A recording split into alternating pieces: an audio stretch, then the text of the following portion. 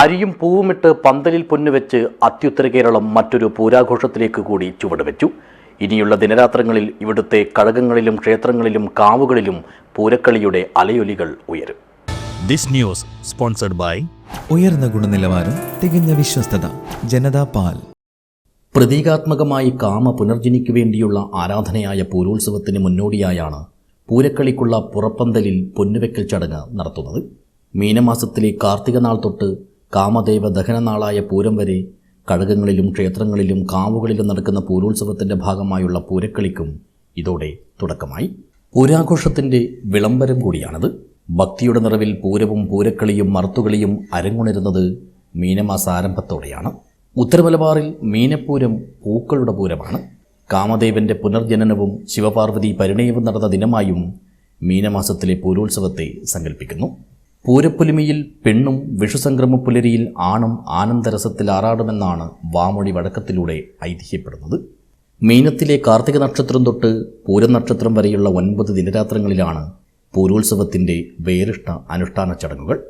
കാമദേവ പ്രീതിക്കായി കന്യകമാർ ഒത്തുകൂടി നടത്തുന്ന പൂജയും നിവേദ്യകർമ്മങ്ങളും പൂർവാചാരത്തിൻ്റെ തുടർച്ച തന്നെയാണ്. സവർണാവരണ ഭേദമില്ലാതെയാണ് മിക്ക ക്ഷേത്രങ്ങളിലെയും പൂരോത്സവ ചടങ്ങുകൾ നടക്കുന്നത്. കാഞ്ഞങ്ങാട് സൗത്ത് നിലാങ്കര കുതിരക്കാളി ഭഗവതി ക്ഷേത്രത്തിലും അതുപോലെ തന്നെ മറ്റു ക്ഷേത്രങ്ങളിലും പന്തലിൽ അരിയും തുമ്പപ്പൂവും നിരത്തി സ്വർണം വെച്ച് ഈ വർഷത്തെ പൂരാഘോഷത്തിൻ്റെ ലക്ഷണം നോക്കി. ഗുണദോഷങ്ങളെ തിരിച്ചറിയാനാണ് പന്തലിൽ പൊന്നുവെക്കൽ. ദേവീദേവന്മാരുടെ ഇഷ്ടാനിഷ്ടങ്ങൾ തിരിച്ചറിയാനുള്ള ജനപഥത്തിൻ്റെ കൂട്ടായ്മ കൂടിയാണിത്. നിലാങ്കര ക്ഷേത്രത്തിൽ ക്ഷേത്രം അന്തിത്തിരിയിലാണ് പന്തലിൽ പൊന്നുവെച്ചത്. ഇതിനു മുമ്പായി ക്ഷേത്രത്തിലെ പൂരക്കണി പണിക്കരായ സുകുമാരൻ പണിക്കർ നിലാങ്കര 7 പടികളുള്ള ദൈവത്തറയിൽ അരിയും തുമ്പപ്പൂവും ഇട്ടു. പൊന്നുവച്ചത് നോക്കി പണിക്കർ ഗുണദോഷങ്ങളെ തിരിച്ചറിഞ്ഞ് ലക്ഷണ ശ്ലോകം ചൊല്ലി. പുഷ്പാക്ഷതോപരി സ്വർണ്ണമൂർധാനം ഉച്ചകായുംഷിതേ തിര്യം മൃത്യുകരം ഭൂസ്തം നക്തുബാധാഗതാവഹന്നാൻ. പുഷ്പം അക്ഷതം എന്നിവയുടെ മുകളിൽ സ്വർണം മലർന്നു കിടന്നാൽ ദീർഘായുസ് നല്ല പുഷ്ടി ഉണ്ടാകുമെന്ന് പറയണം. ലക്ഷണം പറഞ്ഞ് പൂരമാല മൂളി ചുവടുകൾ വെച്ച് പുറത്തെ പന്തലിലെ കളിക്ക് തുടക്കമിട്ടു.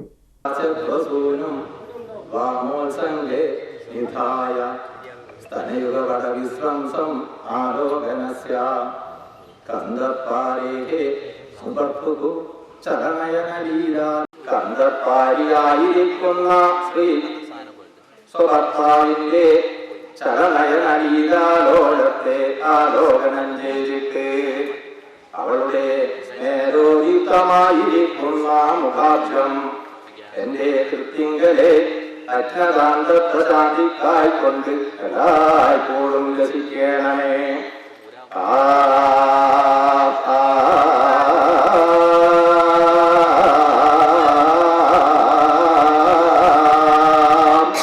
ക്ഷേത്രക്കോയ്മയും അന്തിത്തിരിയനും കുടക്കാരന്മാരും കൂട്ടായിക്കാരും ക്ഷേത്രഭാരവാഹികളും നാട്ടുകാരുമെല്ലാം ചടങ്ങിൽ പങ്കെടുത്തു. എത്രയാണോ പൂരം അതിനനുസരിച്ചാണ് ദൈവത്തറയിൽ പടികൾ നിർമ്മിക്കുന്നത്. വടക്കൻ പ്രദേശത്തെ താനങ്ങളിൽ 5 പൂവുണ്ടെങ്കിലും 7 പടികളുണ്ടാവും. അത് കീഴ്വഴക്കമാണ്. പൂരോത്സവത്തിന് 7 പൂക്കൾ അപൂർവമാണ്. പുറത്തെ പന്തലിൻ്റെ 7 തൂണുകളിലും പൊന്നുവെക്കുന്നതിന് മുമ്പ് തുമ്പപ്പൂവിടും. 9 തൂണുകളാണ് പന്തലിന്. അഷ്ടദിക്പാലകർക്കും മധ്യഖണ്ഡം ദേവിക്കും. ദേവിക്കുള്ള നിവേദ്യമായാണ് മധ്യഖണ്ഡത്തിൽ പൂക്കൾ അർപ്പിക്കുന്നത്. പ്രപഞ്ചത്തെ നിലനിർത്തുന്ന ദേവിയുടെ ശക്തിസ്രോതസ് തന്നെയാണ് മധ്യഖണ്ഡം എന്നാണ് സങ്കല്പം. മാർച്ച് 27 രാവിലെ കക്കാട്ടില്ലത്തു നിന്നും ദീപവും തിരിയും കൊണ്ടുവരുന്നതോടെ ഈ ക്ഷേത്രത്തിൽ ഈ വർഷത്തെ പൂരോത്സവത്തിന് സമാരംഭമാകും. News bureau, Kanhangad.